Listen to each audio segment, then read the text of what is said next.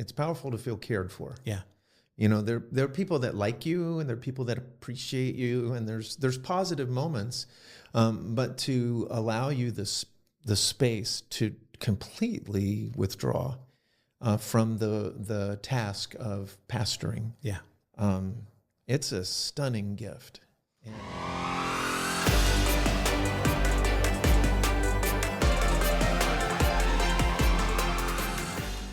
Today's going to be fun. Yeah. Mark, we're going to talk about sabbatical, and with someone who's an expert at it, because you just got off a sabbatical, and we were just talking a little bit earlier, and there aren't a whole lot of people who we know who have even taken sabbaticals in our local area. So maybe they'll come out of the woodwork after this. But we just want to have a conversation about what it is, what a sabbatical is, how you approach sabbatical, before the sabbatical, during the sabbatical, and then after, and how a church might prepare for sabbaticals. And it's come out of a lot of conversations that started in the midst of COVID, when pastors were really considering, the Barna report said 42% of pastors were considering leaving the ministry. And I think when people heard that, they were pretty shocked by that number. But I was looking through some information, and a company called by the name of Vanderbloemen Christian Staffing Company did a survey of a little over 2,400 pastors, asking them about sabbatical. And these are the numbers they came up with. 72% offer no sabbatical at all. That was shocking to me, that they didn't offer anything as far as sabbatical goes, but we'll talk about that in a bit. 54% said that they will offer it after 7 years, and the number goes down before that. 37% said they offer 3 to 4 weeks sabbatical. That was kind of the maximum that they would offer. And then 66% offer sabbaticals every 6 to 7 years. So every 7 years they would give you an opportunity to take a sabbatical. But that's a pretty small number who even offer it. And just from my personal perspective, I took a sabbatical after about 24 years, but it took 3 of my immediate family dying and me going through that process of taking care of them, grieving their loss, and then trying to figure out how to pick up the pieces afterwards to even say, I think I need a break. And that was, I don't know if I could have gone on after that, but I don't think I would have been much good for a while, because I was exhausted. Because the church is a lot of work, family is a lot of work, and together it was just really, really a difficult time for me. So I don't think I would have taken one had that not happened, just because I felt like I was doing pretty well. So, and your experience with sabbaticals, what?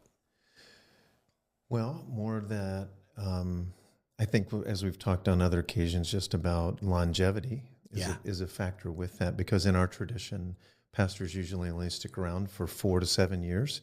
And when you make a change that often, the idea that you would have a 7th year season of some kind of purposeful recharging, restoring, refocusing, it's not even really been a part of the conversation. But I think it was my relationship with Dove Christian Fellowship and Larry Kreider, our friend that was with us a number of times here in the city, that they have a tradition of sabbaticals. And so we had more conversations about it because of that. And with that, they have resources. And so the first time I took a sabbatical was after 13 years. Now, part of that is I had people in the congregation who were urging me, I think watching me and feeling like, we really want you to be healthy. We know that you're here for the long term. And so we'd like you to take a sabbatical. But of course, there's never a good time for sabbatical. Right. And so I kept putting it off until they insisted. And it was a gift. But in that, I guess the guidelines that I was given from Dove, things about sabbatical had to do with, this is not a time for you to take a break from your regular work to work on something else. But the idea was to disengage, from your calling and from the routine and from all the have-tos, all the obligations, and just rest. And then there is that place of then restoring your soul and spending time with the Lord and doing some of those things that are just other than, the pastoral work that we do. And then the final thing was refocusing. So there's kind of a place you would go in these movements of taking time off. And the idea was that you would plan for that. So you'd have his sabbatical proposal. And so I put together a plan and I ran it by the elders, and we reworked it a few times. And the first time I did that, it was for 2 months. But I think I've told you before that in that first sabbatical, I had some pushback of people going, "Yeah, sure wish I could do that." Yeah. In my profession, I don't get that. I bet people would love that. And I said, I'm sure they would, and that would be a blessing.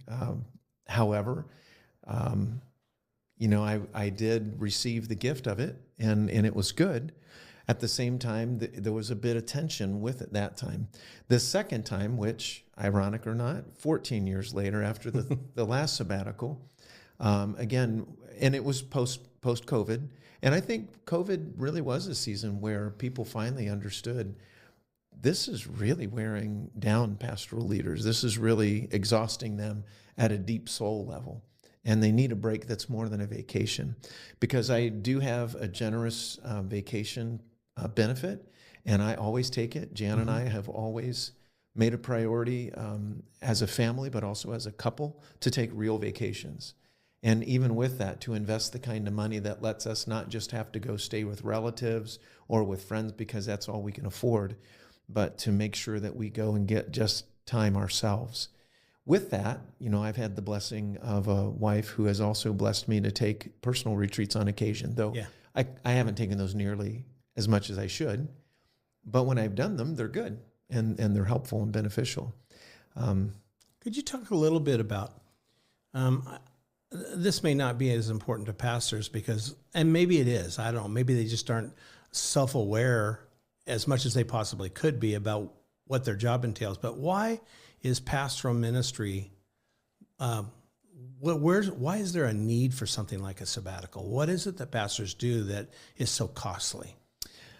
Because the nature of the calling is more than a job. I think there's a weightiness that you have a divine calling, and that the things that you're doing aren't just about the here and now and navigating the ups and downs of life in this age, but it's all about eternity and the age to come. And then with that, of course, it's 24/7. And it really is. Yeah. I mean, I think we say that and some people go, yeah, sure. Like other positions like police and fire and things like that. I would say police and fire is a great example, or teaching. I mean, that's an intense calling. Yeah. And then you'll notice in those professions, they oftentimes retire far sooner than people that do pastoral work. Yeah. And that's an odd thing. I mean, it's a financial issue, but those professions even plan for that. They know they're going to burn them out. And so they've planned and prepared for that. And we don't do that. I think your comment, Mark, about the weight is really, having pastored for a while, then stepped away from that and moved to something else. Almost immediately, I felt a weight lift off me when I walked away from my responsibilities at Evangel. And I mean, it was really weird. It was like, I wasn't carrying something that I was carrying. You're not aware. Yeah. Yeah. Because I think you accommodate or cope with it, and you figure that's just the responsibility I carry. That's just part of the job, kind of like. Right. But it's really significant. I mean, when you care about the person that's sick, or the person that's not doing well in their marriage, or the person that's not doing well in life, or somebody who's not doing well physically, it's not just the major events of that person's life, but you're carrying the weight of, I care about this person. And you add that by 50 or 60 people, and it's a remarkable responsibility. It is. And regardless of the weight of your awareness of that, I mean, we're still as human as anyone else. And if you don't manage that well, you're going to fall into the same traps of, self-medicating or escaping or unhealthy practices. Yeah. Unless you are proactively taking care of yourself. The other part is that I think, as we've also spoken about before, that if you have a good relationship with your leadership team, you're close enough to them so they know how you're really doing. Yeah. Instead of, again, there's a temptation, I think, in our role to kind of always look like we have it together instead of just letting them know I'm pretty human. And this season, or, like the loss of all your family members at that intense season, that to be able to be open about that is a healthy thing to do. But some churches don't encourage their pastors to be healthy. They want them on a pedestal. And then other pastors like being on a pedestal and appearing superhuman. And so I think if we can live authentically and honestly and transparently, everything goes better. And so with that, both sabbatical leaves for me were, observed by people in the congregation and then urged and planned for, prepared for, and then even paid for. And I was really stunned by that. First time 2 months, and this last one, most recently 3 months of a leave, which was a long time. So is it written in your job description, you personally? It's not. Okay. Yeah. So you were kind of trying to take care of yourself the best you could. Right. They were trying to take care of you. Yeah. But still, if you feel like you and I had talked earlier, and you said that you've never asked for a sabbatical, but you actually have been offered sabbaticals by the leadership that you work with, probably because they thought you needed one, right? Which is not remarkable. Yeah. They look at you and go, Mark, how are you doing? And after a while, I think their concern would lead them to say, let's try to help Mark take care of himself, encourage him to take care of himself that way too. Yeah, well, and I appreciate deeply, I think, for the rest of my life that I had leaders that were trying to be proactive as well. I didn't get to crisis. They were trying to avert crisis. Yeah. And I feel pretty healthy after, nearly 28 years in one spot with one people. And there are times you feel like running to another town and just starting over and just saying it'd be just nice not to think about this, that, or the other, or have to keep circling back around to the places where I failed. But in that place where then if you can walk in healthy patterns, longevity is not only I think a real possibility. I think it's a healthy possibility because it's good not only for me and what I'm doing, but I think it's good for a congregation because this is about life together. Yeah. We've heard so much about that over the centuries of church leaders. Tom Rainier had listed five reasons that pastors should take sabbaticals. And one of them the last one was, it affirms their sense that the church is behind them. Mm-hmm. And I never would have thought of that. That's pretty remarkable and I think pretty brilliant, because I think pastors are a lot of times wondering whether or not they're doing enough, whether they're doing the right things, and just knowing that a church is behind you enough to plan for a sabbatical lets them know that they care about you, right, in a way that is very tangible. It is. It's powerful. It's powerful to feel cared for. Yeah. There are people that like you, and there are people that appreciate you, and there's positive moments, but to allow you the space to completely withdraw from the task of pastoring. Yeah. It's a stunning gift. And it was, again, I think you're saying, you don't know how tired you are until you get a break like that. Because even if you took vacation, I've always told my wife, I need at least out of the vacation I get, I need 2 weeks together at some point. Because the first one's always decompressing. Mm-hmm. And then in that place, then I finally feel like I actually did something that was good for my soul. I always thought your brilliant idea was to take a pre-vacation before the family shows up. I did it once, Mark. Well, it wasn't that brilliant. It always stuck with me, and I thought, what a great idea. Because we have to be purposeful. That's the whole thing. We're as prone to just keep driving. So, in terms of the pattern, Jan and I have always taken a day of the week. I guess we haven't called it Sabbath, though she's really been championing that in the recent years. I don't know if it's just the season we're in, the age we are, or whatever that is, but to have a regular day disengaged with whatever it is we're doing, and we've always done that together. Yeah. And that's been really healthy. I've met a number of pastoral leaders who don't do that.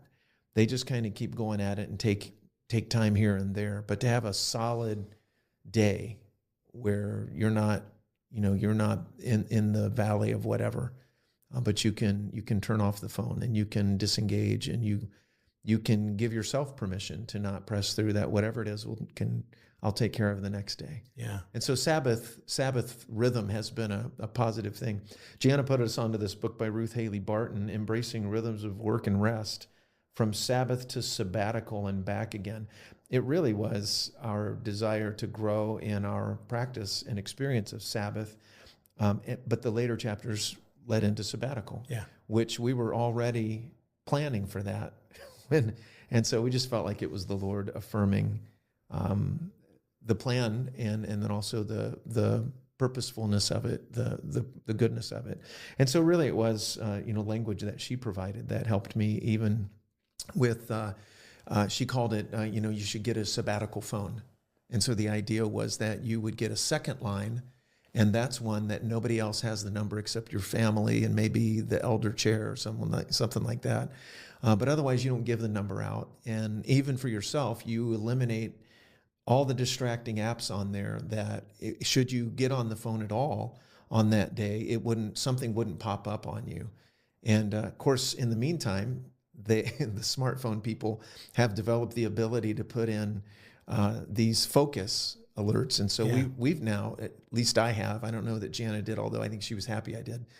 We developed one that says Sabbath, and you can turn off notifications from all kinds of things. Yeah. And so, because I'm one of the weird obsessive people about red dots on my phone that says I've got mail or I've got messages or I've got whatever, you can turn them off so they don't come up. Yeah. And so that was like, you can do this? And so once we did it, it was super freeing, and I'm still getting good at it. I'm not great at it, but I'm getting better at the practice. Well, that's the reason why we're doing this interview on Wednesday instead of Friday, because that's your Sabbath day, and I don't mess with that day. Exactly. Well, you don't let me mess with that day. Well, and I've told staff, and I guess if anybody would listen to it, I said, you don't have to tell anybody, oh, that's my day off, or, oh, I don't, I'm a Sabbath person or whatever. You could just say, I'm sorry, I'm not available. Yeah. But let's set up a time for whatever it is. I had a good professor in seminary that said, whatever crisis that has come up probably didn't happen overnight. It can wait till Monday. Yeah, yeah. And so the good advice like that, puts good practices in place so that you don't wear yourself out. Because we're not superhuman. We're not Jesus incarnate. We have his spirit, but we also need to sleep. We need to rest, and we need to recover, a place of real health. Yeah. Because you can drive, and then end up in that place where you're just going through the motions. Your own spiritual relationship has died on the vine, and you don't even realize it. You're good, you got lots of leaf action, visible, this, that, and the other. But in the soul place, you've withered and are barren, dried up. And two, that's what the other place, when you take the sabbatical break, you become aware of, there's some places of dryness in me. Well, you may even have to come to grips with the fact that you're not very good at stopping. Right. You may realize that pretty quickly. I don't think I'm very good at this rest thing. Well, I tell myself I am. Well, so let's talk about your latest sabbatical, the nuts and bolts of it. Just kind of go through maybe a little bit of the prep work, but mostly I want to talk about what you did during your Sabbath, or sabbatical, I should say. What you did during your sabbatical, because I think a lot of people really don't even know how to package it. And so you did it differently the first time than you did it the second time. But the second time you had a little bit more insight. And how did you prepare for that sabbatical? So part of this, it probably was a 9-month preparation period. Wow. So there's a bit of praying and percolating, talking with the elders. I made several drafts of the plan, and so we kind of reworked it. Some of it we had to rework. I'll mention that in a moment. But, part of it was just thinking, if the first time was really kind of hard because you're just idealistic or, that's what the article said I should do. So I did some of those things. And it was valuable, but I would say the first time I took a sabbatical, I conveniently planned it at a time that was okay for me, but didn't really, disrupt what the church was doing. Yeah. And so by that, it's late May into July, not a lot's going on. My son was graduating, so we had family focus and things like that going on. This time I decided I'm going to do it right through the Easter season, which is a big season. It's an important season. And it feels like sacrifice to say, I'm not going to be the person. Sounds like sacrilege to say. Yeah, I'm the pastor and I'm taking Easter off. Yeah, But I'll tell you, it was good to not carry that burden of what that should be the most important day of the year, for us, and needing I didn't have the pressure of trying to make that happen. Mm-hmm. And I have a good staff person that I can entrust things to that I knew would take care of things, and I could be at peace about that. And then my wife and I, of course, one thing we've done in both sabbaticals is make a point to worship every Sunday. And so we've always found a place other than Northlake and engaged just as worshipers. Yeah. And there's just something wonderful about just being the person that's not in charge of anything today. I don't even have to look like I'm engaged. How about the rest of you?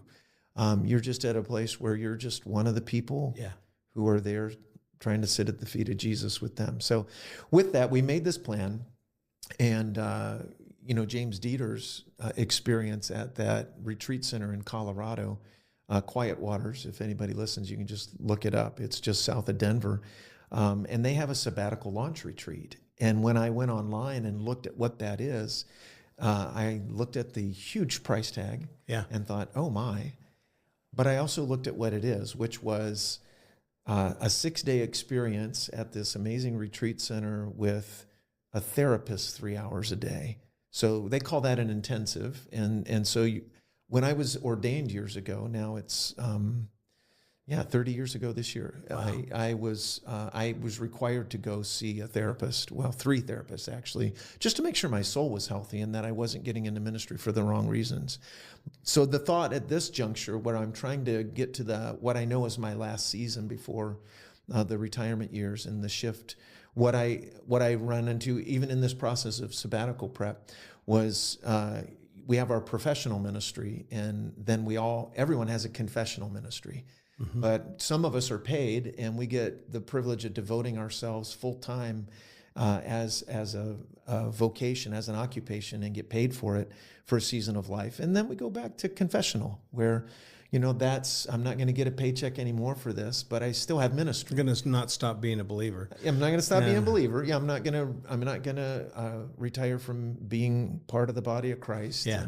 And so to continue to do that. So anyway, we went through that whole process and started putting that together. And I knew that seeing a therapist would be good for my soul, someone to help me work through issues. Because that's the other thing. I guess the more we do it and the longer we do it, the older we get, you become more self-aware, and you have issues, you have things, and you can't just keep shoving them to the side. They need addressed at some point, or else they do spill out into ministry in ways we don't perceive. But so that launch retreat, they call it a sabbatical launch retreat, and signed up for it. I took that to the elders, and they saw the price tag, and they went, "Oh, we can do that." And I was like, that just shows you how reluctant pastors are.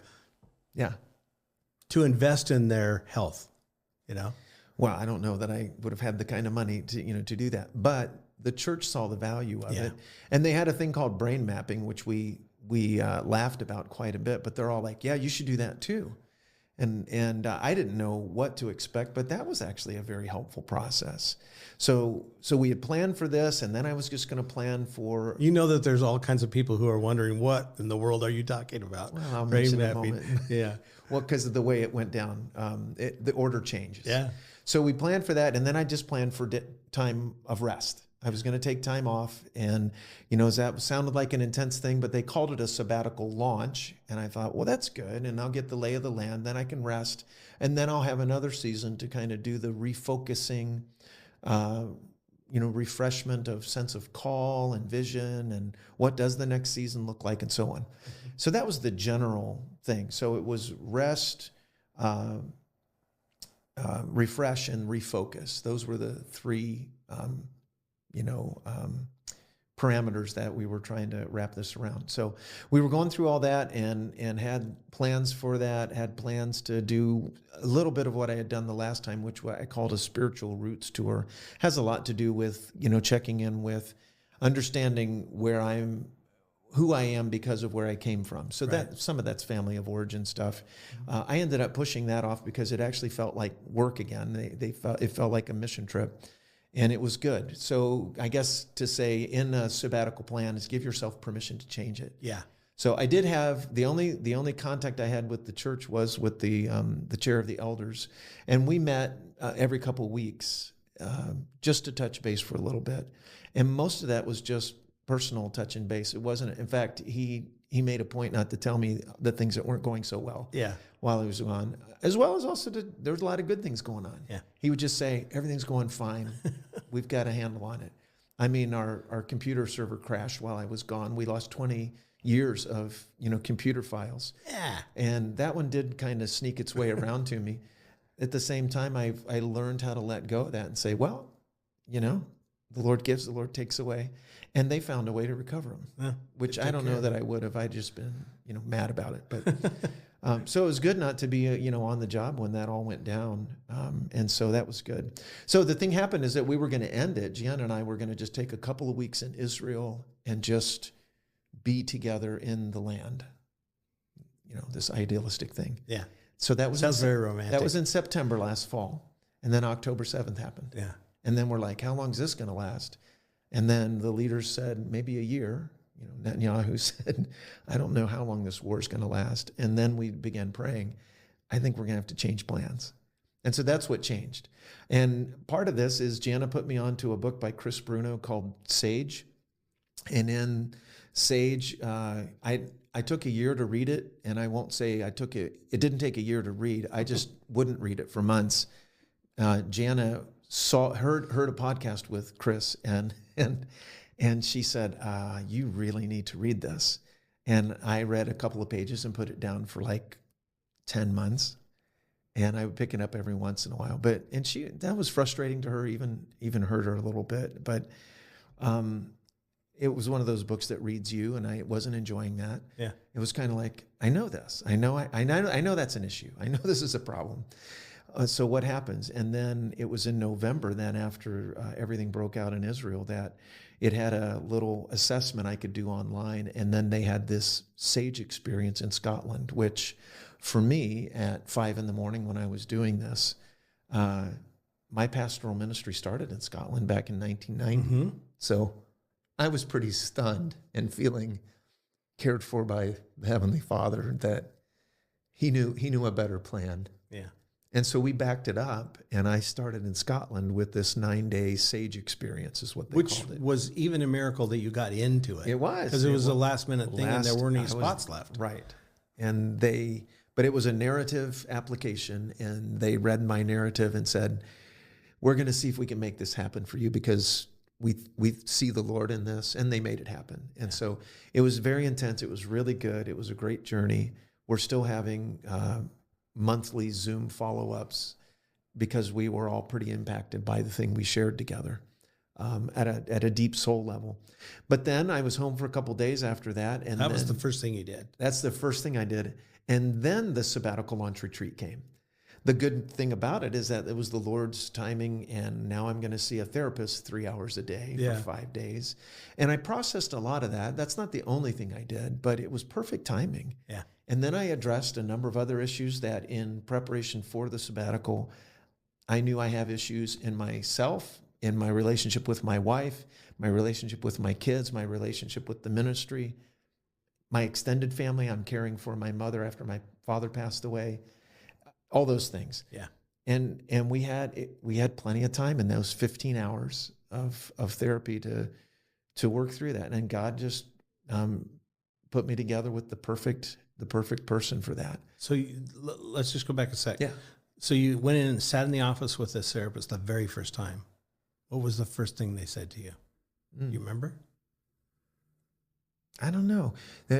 With this experience, you do an intake. Yeah. And so there's a conversation ahead of time, not with the therapist, but with someone that matches you up with a therapist. Uh-huh. But then there's a bit of writing that you do, kind of answering a bunch of questions. So the first thing we did was kind of clarify, because I answered those in September, and I'm sitting down with him in early February, and things have changed. Yeah. And so I took time to get to know him. He took time to get to know me. I said, I mentioned this, and I could tell he read everything. And so we were just getting the lay of the land. I was also telling him one of the big changes was I went on this experience in Scotland, because that was not on the radar until late November. And so he wouldn't, like I said, I answered It was those in fresh when September. you got there. It was fresh when I got there, but he didn't know about it. Great thing is he happens to know Chris Bruno. Oh, no. Yeah, they're from the same town. Wow. So you just see the Lord's hand and all that. And so it was a great experience, and that was a good time. And then I came home and I realized I just needed time off. And so that was good. That was really good. I have said yes to things outside of ministry, thinking I'm being engaged in the community with my role in my service club and in my homeowners association. And they became like jobs while I was doing that. But that's part of what I wanted to know is, what do I need to adjust? And I felt like the Lord saying, in the next season, you need to say no to more things than you said yes to in this season. And I'm still in the process of working my way through those. I mean, I've made some commitments, but just kind of figuring out the way forward in a way that's going to be healthy. Part of that sabbatical launch retreat, though, was the brain mapping. So you go into this brain center, and they put a cap on your head, and they put all these electrodes in, and then they coach you through this experience of getting brainwave activity. Mm-hmm. And then 3 days later, we had an hour debrief, and it was funny for those who believe in prophetic ministry like we do. I showed my wife the report afterwards, and she read through the 5 pages of this and goes, "Wow, they read your mail." So, and it really was like that, but it was all based on brainwaves. I mean, even the kind of stuff they're like, "Did you have a concussion when you were younger?" And I'm like, "Well, yeah, but I was like 14. How do you know this when I'm in my early 60s?" And all this stuff showed up, and it was very helpful. They also helped me understand something I didn't know about myself, which was I live at a heightened, I can't remember the tension for it. It's the fight and flight response. Yeah. They said, you are always at the edge of that. And I'm like, wow, that's true. It doesn't take much, and I feel like running for the hills. And it's good to be aware of that. Then it's like, so what do I do about it? I think that's what made me mad about reading that book, before was, okay, I know all these things, but what do I do? Yeah. Well, the experience was good, and there's follow-up. I took in fact, in that rest time, I also signed up. It's called Restoration Project, is where the SAGE experience is. And on that website, they have a course called the Restory course, which was about telling your story so that you can keep working through the stuff that happened, your own traumas, from childhood and so on. And I took that course. That was really helpful. Again, it was much heavier. I think that was the thing that surprised me in this sabbatical. At a soul level, it was much heavier than I anticipated. Yeah. A lot of physical rest and a lot of soul disengagement that was healthy, but then soul engagement at a level that I needed attention. If I'm gonna go into the next season in a healthy way, I have to attend to these things. So it provided all that, but it was intense. The other thing I did in my time off then was research. They had made a bunch of recommendations about what I could do. Like they say, it's good for your soul to actually just go walk in the woods among the trees. And so we did some of that. We took some Sabbath days and took some Sabbath walks. Jan and I are more like urban hikers, go find a good coffee shop. Yeah. But this time we're like, let's just go find a place and go walk in the woods. And I'd like to, I don't want to give the impression I do this all the time, because I don't. But I have seen the value in it in ways I didn't understand before. Well, I've run across you walking around the lake multiple times. Yeah. Which, by the way, therapists say that that's the best thing that you can do for your marriage. Yeah. Is go for a walk with your spouse. Well, how about that? Way to go, Mark and Jan. I'll tell my wife. Yeah. So what kind of, I know there's a lot that happened. I mean, 3 months is a long time to try to encapsulate it, but I'd like to know what you think, Mark, what you would recommend for somebody who's never even considered a sabbatical and has been maybe in things 5+ years, and you've got a rhythm now, but there are days when you just don't want to face what's on your agenda. Yeah, and it's just getting rough. It's getting rough. How would you encourage someone like that to take the first step towards considering sabbatical? Well, obviously, pray, but the other part of that is to get a little more honest with yourself. And there are some things about it. We've been talking about soul restoration since I've been back with the congregation. It's really resonating with them. Yeah. But the other part of that is because it resonated with us so much, and with me in particular during the sabbatical, that we have to pay attention. And there's mystery to it in that, biblical mystery is always not like, I'll never know, but it's about hidden things that you can discover. You won't discover, for one, how much you need a sabbatical and the value of it until you do it. So I would say by faith, take a step and do something that the Bible actually suggests. I mean, they actually talk about taking a 7th year off, but right. Some people, some professors get to do that. They take teaching off so they can write. That's a different thing. But that was, again, like even back in the first sabbatical with the stuff I got from Dove Christian Fellowship, they were saying, this isn't so you can work on house projects. This isn't so you can write something or work on something else. This is just about you paying attention and listening to the Lord and doing some soul work. And I really felt like I did that much better this second time. And so with that, it's that place of, I guess by faith, realizing there's value to it. And there's some good ways to do it. 3 months was actually a long time for me. Yeah. And the church did really well. We communicated to the whole congregation what the plan was, and that's how they ended up. Then people, as they felt led, funded it. It was all funded before it started. And the other part of that was also, we had a 8-point, 9-point covenant of things I would do and not do. Right. Like I told them, I said, while I'm on sabbatical, I won't take any preaching invitations from someone else. Right. I won't be doing any other, projects. And so with that too, though, it was like, I also won't be in contact with you. And they did such a great job, because every once in a while I would see somebody and I would, send them a note or something, and they would say, we're fine, but you're on sabbatical. Yeah. So the thing was, though, it was actually good for me. The discipline was good. And so I think it's a faith thing. You have to go on the faith journey. And so we've been talking about Sabbath is a thing that you'll discover by doing it. Do you think that it's feasible for a pastor with school-age kids to take a sabbatical? That's a great question. Because I wrestle with that. Yeah. When it was me, I wrestled with it. I'm like, I'm going to go off and rest while my wife is raising 5 kids. Yeah. I just didn't know how that would work. Yeah, there's probably a way of doing that it's for most of us as parents in pastoral ministry, we realize how absent we are. Yeah. And so if you could just build into your plan, I'm not getting away from everybody, but I'm actually going to be not just physically present. I'm going to be mentally and emotionally present with my kids. Yeah. First time through, I mentioned Christian was graduating. He's our oldest, but I have 2 younger daughters. And so I was home and present. And I took my watch off. I've never put a watch back on since that one in 2009. Wow. And and in those ways, I slowed my life down. That was one where I'm like, I don't have to be anywhere at any particular time, so I'll just walk everywhere.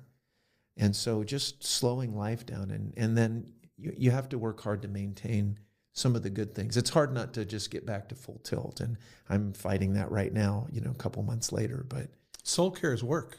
It is. You have to be intentional. It won't just happen. Yeah. And this idea that we're such good, caregivers that we know how to give care to ourselves, it's not true. Part of it's the humble thing of saying, when other people say, you're really pushing this, you're pushing too hard, and we can all see it. And we have a long relationship. Mm-hmm. And I think there's been times that when we've both had this conversation with each other, how are you doing?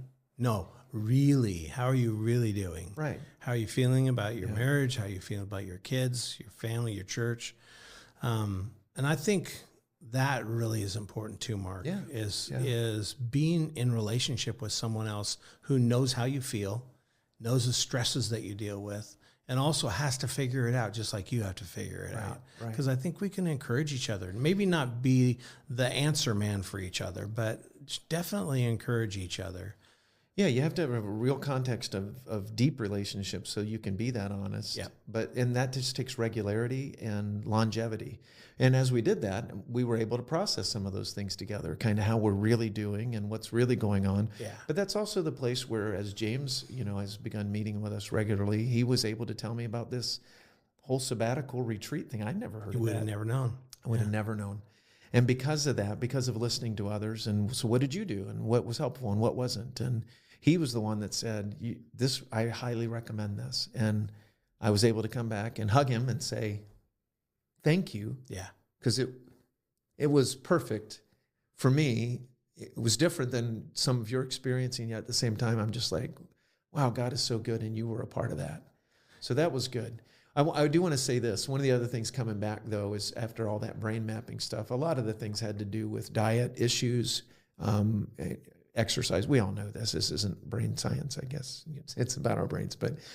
But in that place of, they were real into supplements. Well, my wife has health issues, and so she's real into supplements. So she researched a bunch of things that I'm like, I'll take a multivitamin and I should be fine. But I was already taking that and I wasn't. But she did some research and we found some things, and it's affecting my emotional health. Yeah. In real positive ways. Places that I've struggled with for years that have actually gotten harder as I get older. And I have something I take every morning now that's super helpful, and it's been good. But paying more attention to that and being more honest about things. My wife and I read books together on a regular basis anyway, but we read some good ones during sabbatical, and we're just continuing that now. And so those have been all really healthy practices. But yeah, when you have people that you can walk with and be honest with, and who know you and can also say, we really need you. We're urging you to do this. Yeah.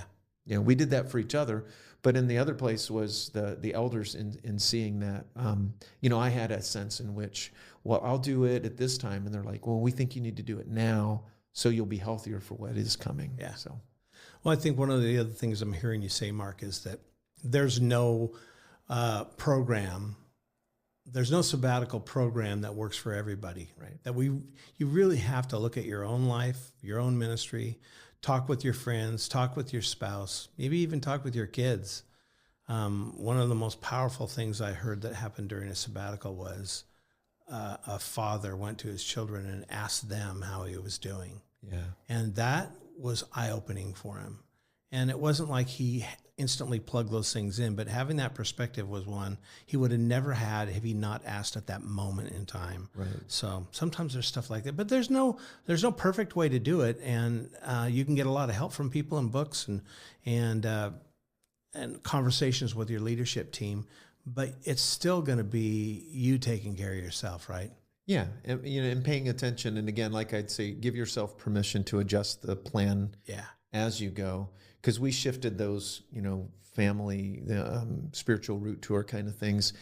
I ended up going to see my mother and pursuing some other things, but that was after sabbatical. Yeah. And we ended up with a season of fasting and prayer, and it was good. I will add this, though. One of the guys from the Sage Experience just followed up. He was my small group leader, and he was saying, "Are you doing anything fun?" And so I thought, great. Good question. Yeah. And I felt like I was, just simply because I had never read any of the Tolkien, Lord of the Rings stuff, and I read all of them. Wow. And then watched all the extended movies. And to me, that's fun.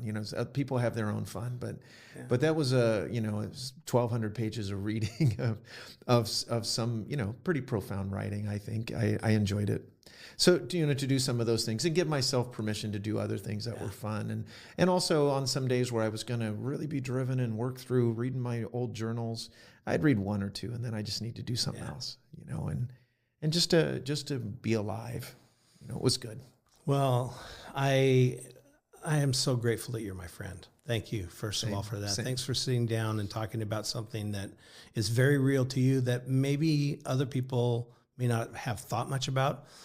So I think it's going to be really inspirational for some people and maybe a little eye-opening for some people. Yeah. But thank you, Mark. You're a good friend and a good leader, and this community is fortunate to have you leading. Thank you.